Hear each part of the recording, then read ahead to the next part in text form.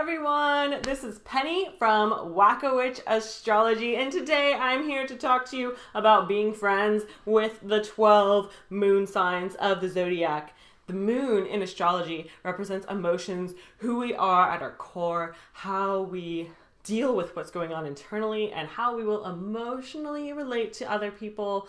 So it is really important for having healthy relationships as well, whether they be friendships or romantic relationships or anything like that.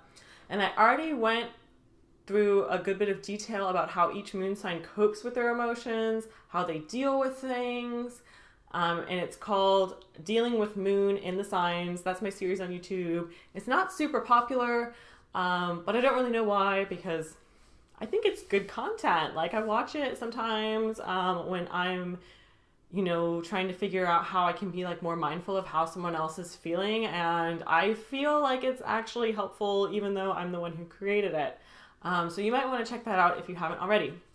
But today I'm just going to give you a little bit of information about what it's like to be friends with each of the 12 moon signs. So hopefully I can give a good representation here. If there's anything I leave out, or you think I'm not giving a moon sign enough credit, or if you have like a story of your own you want to share about how awesome your friend is of moon in whatever sign, go ahead and leave it in the comments below, because I would love to hear your stories. I have a lot of great friends in my life, and I want to show my appreciation and how much I really love them. But I have not been friends with every single person I've ever met in my entire life. I've only gotten so close to so many people. So I might be lacking in a story here or there, but hopefully you can help me out in the comments below. With that said, let's go ahead and get started. The first sign is Aries. I've actually had a lot of Moon and Aries friends in my life, and I really love how they'll look inside you and they'll see things in you that are worth fighting for, that are worth defending, that are worth taking initiative for. And Moon and Aries friends, they always feel like they'll kind of be a warrior alongside you, even in the moments where you doubt yourself, even in the moments where you don't feel like you're good enough. I've always had, these amazing Moon and Aries friends who would help build me back up, even when I'm feeling like I'm not that awesome.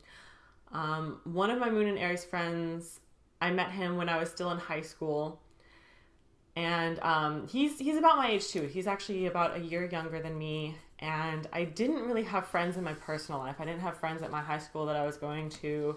I was really shy, really not very popular. But he would read like everything I put on my little MySpace journal and everything. And he was really supportive and encouraging. And, he made me feel like I had a reason worth being here, even in that time when I was very lonely.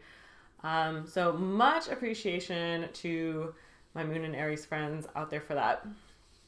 Moon and Taurus friends. Taurus is such a sensual, laid-back sign. So your Moon and Taurus friend is going to be someone you can really relax with and even kind of,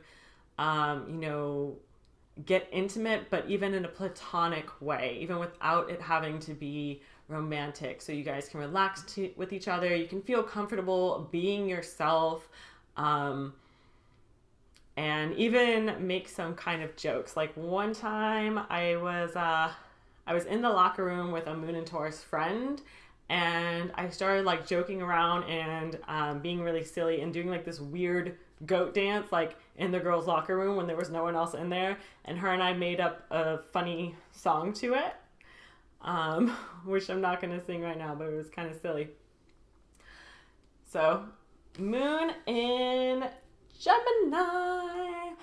I love my Moon and Gemini friends because they are so intellectual. They tend to be pretty enthusiastic about learning. They're full of knowledge, full of information, able to see things from a variety of perspectives.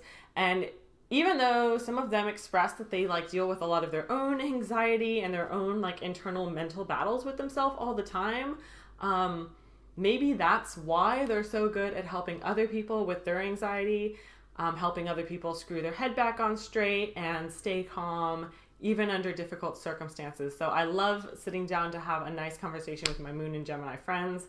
sometimes we'll get so deep into conversation that we won't even realize what is going on around us, and we'll get completely lost, lose track of time, but it's always great, and I love it.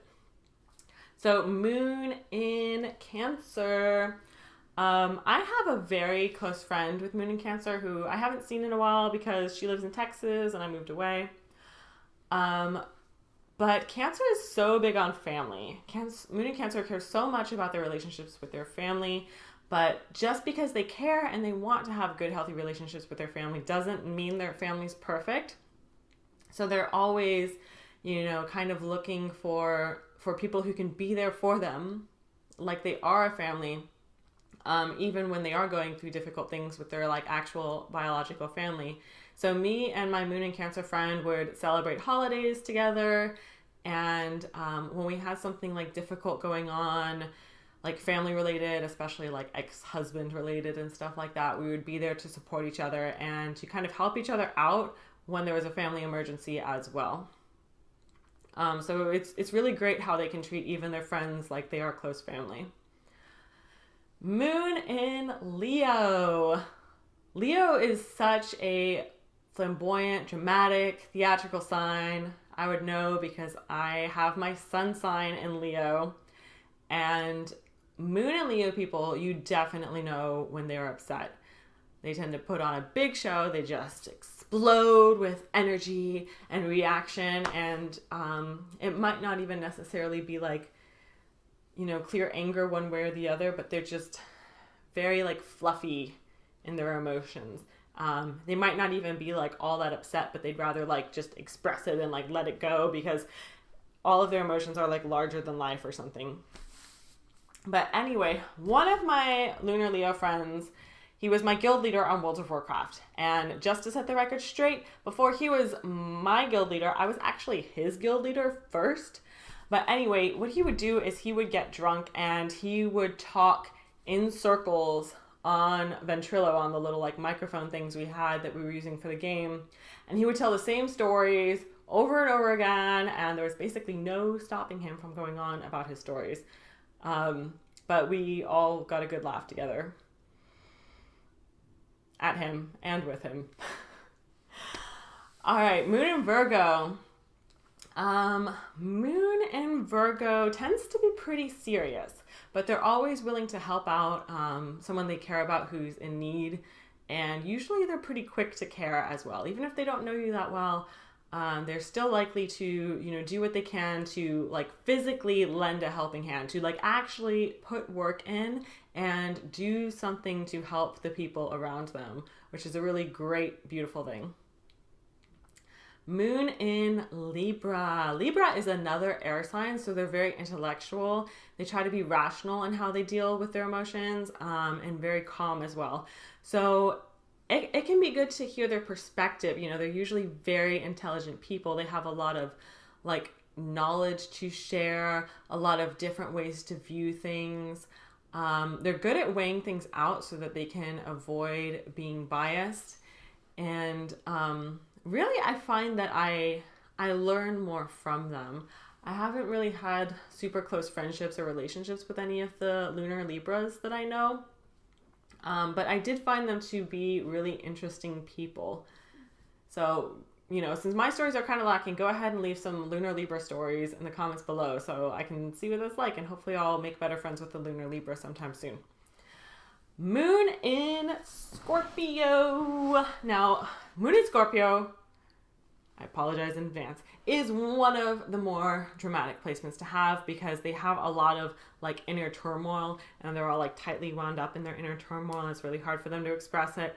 And then they are dealing with everyone else's inner turmoils as well, and then their tangled mess gets involved with your tangled mess, and it's just it's all knotted up together and everything. So that can make relationships with them dramatic at times too, but they are really able to see deep into your soul and understand you and be able to reach that part of you that other people might not have been able to reach. For example, my friend Chris Strickland here in the astrology community online, he makes songs about the signs of the zodiac. And when he put out his first album, Zodiology, the original Zodiology, He had a song for each sign, and I was like one of his biggest fans. I was listening to it in my car all the time, and I absolutely loved the Capricorn one. It's called Climbing for Centuries, and I would listen to it all the time. And there were a lot of other songs I liked too, but this one was really my favorite. And then he ended up asking me if I wanted to do a remix with one of his songs with him. So, of course, I ended up choosing the Capricorn one because I'm a lunar Capricorn, and I made my like little lunar Capricorn rap to put into the remix. And it was just such an awesome experience. Like, it made me feel like really good about myself and flattered that, he wanted to work with me, and, he saw my ability and believed in my potential and wanted to hear my lyrics, the poetry I wrote, and he helped me turn it into something beautiful that sounded nice and that I could be proud of. And now I can say, like, for the rest of my life, I can say that I was in a song, and it's a song that like I actually like, and I think it's a really good song. So lunar Scorpios, because they can see like what's really like deep inside of you, they can acknowledge that in ways that other people might not have been able to. And that also allows them, if they're a good person like my friend Chris Strickland is, they can be encouraging to you, and they can help empower you in that as well, and bring about more beautiful things in life. So moon in Sagittarius. Jupiter's in Sagittarius right now, guys. So Sagittarius is the planet of opportunity, of being optimistic, being happy-go-lucky, looking at the bright side of things.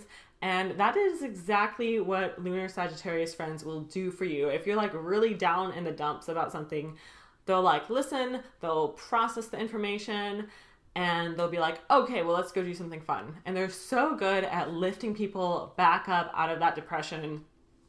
One potentially negative thing, of course, is that they don't always know what to say to people when it's like a really serious thing and it's all like super depressing and emotional. They don't know what to say.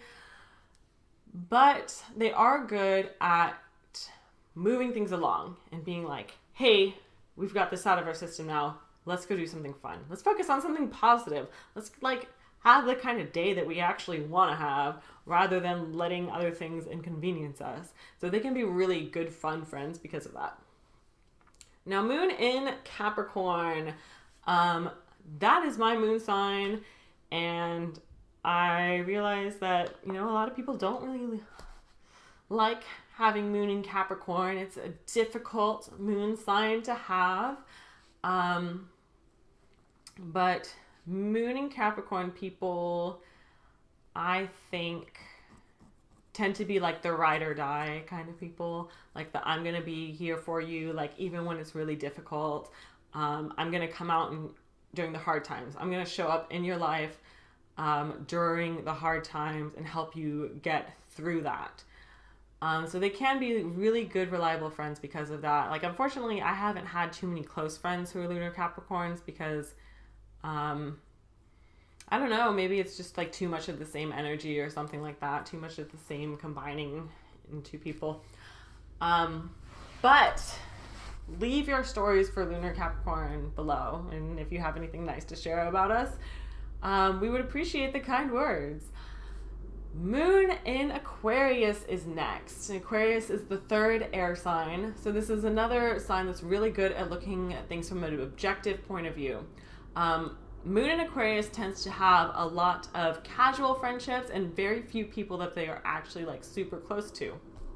And sometimes this can be kind of difficult, but it also allows them to see things from an outside perspective and not be as biased in the way that they give opinions. So what I love about my lunar Aquarius friends is that actually if I'm telling them a story about like something I did or some trouble that I'm having, they will help me see the outside point of view. They won't just like automatically agree with me just because they're my friend and just because they're biased in my favor, but they will help me see things from a larger perspective.